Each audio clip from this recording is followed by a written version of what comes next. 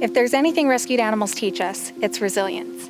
This year, we learned about resilience, but the animals we care for already knew. Animals suffer on the shoulders of people. If animals aren't doing well, people aren't either. And if people aren't doing well, neither are the animals. During the pandemic, countless families faced the possibility of surrendering their beloved pets to shelters because they couldn't afford to feed them. Hard-hit populations couldn't afford to spay and neuter either. Not only did we take in every animal that we could, but we set up pop-up pet food pantries so families could keep their animals, and continued our low-cost spays and neuters here in Summit County, and continued to support our local Native American reservations as well.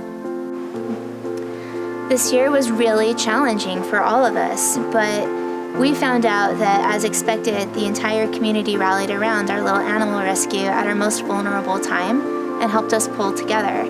As the pandemic worsened, we realized that we'd have to temporarily pause our operations and almost overnight get nearly 200 animals into emergency foster care.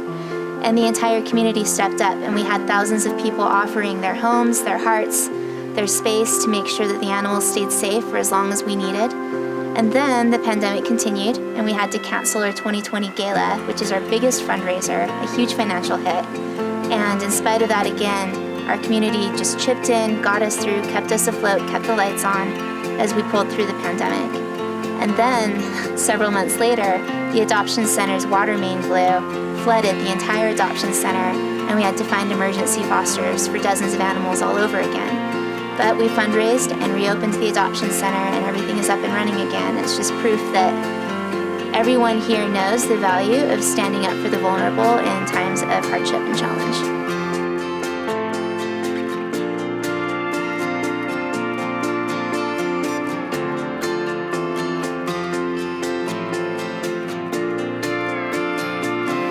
All the shelters this year were really struggling. There were a high number of animal surrenders and minimal funding, and they were just really reaching out to us for help. We got an urgent call one day from a shelter in Salt Lake. They had a cat that was in critical condition that needed immediate attention. So we had the cat transferred up to us here at the ranch, and as soon as we got her out of the carrier, we knew that she was in really rough shape. She was an adult cat, but probably only weighed about 3 pounds. She was extremely dehydrated and was almost non-responsive. And when I did the exam, I could palpate a mass in her abdomen. We stabilized her and took her to surgery, where we discovered that she actually had a small intestinal obstruction, and inside her intestines was a muffin wrapper. The gut was so compromised, unfortunately, that I had to remove about 10 inches of intestines, and that would be a tough surgery for even a healthy animal to go through. But because Muffin was so frail, we really worried that she wasn't going to make it. It was clear that she had been foraging for food because she was so hungry and had probably eaten this muffin wrapper in her desperation. For the first few weeks after the surgery, it was kind of touch and go, and we were afraid we were going to lose her a couple times. And then she turned a corner and started eating and gaining weight, and we knew at that point that she was a survivor. So we named her Muffin after the wrapper that we found in her intestines. Muffin made a miraculous full recovery, and so we were able to put her up for adoption. Shortly thereafter, a great person stepped forward who wanted to take her home, and she's been living her best life ever since. One of our toughest cases this year was a dog called Raggedy Ann.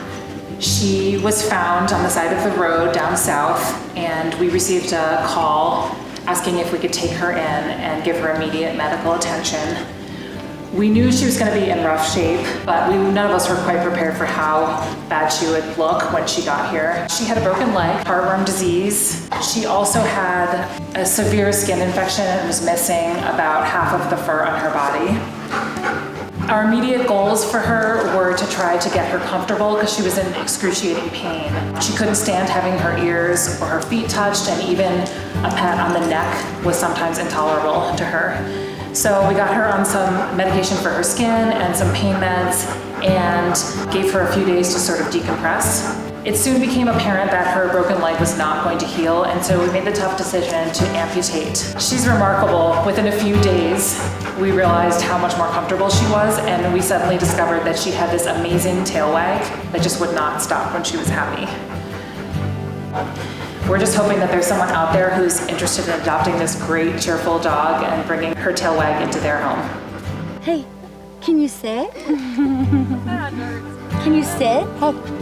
When I started fostering Lila, she was 21 weeks old, or about 4 months old. And that means she'd spent her first 21 weeks of life living in the desert in the summer, in the heat of the summer.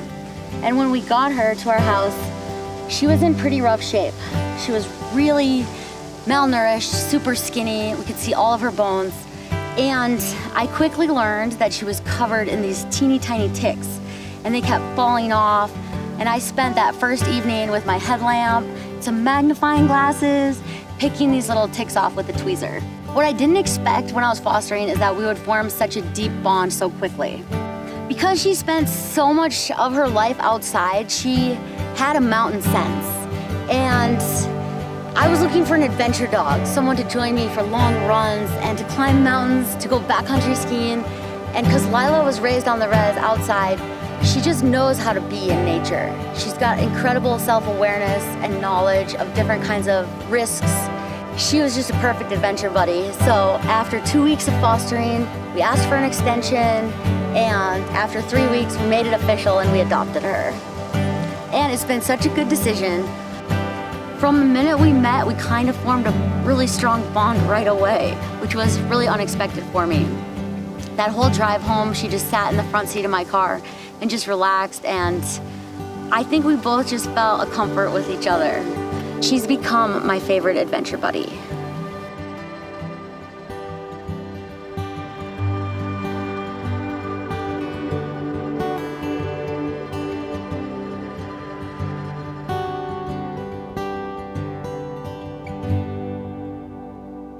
We give a voice to the voiceless. We save the animals people don't see. By bringing attention to them and their stories, we can save them one by one. With your support, we can do this.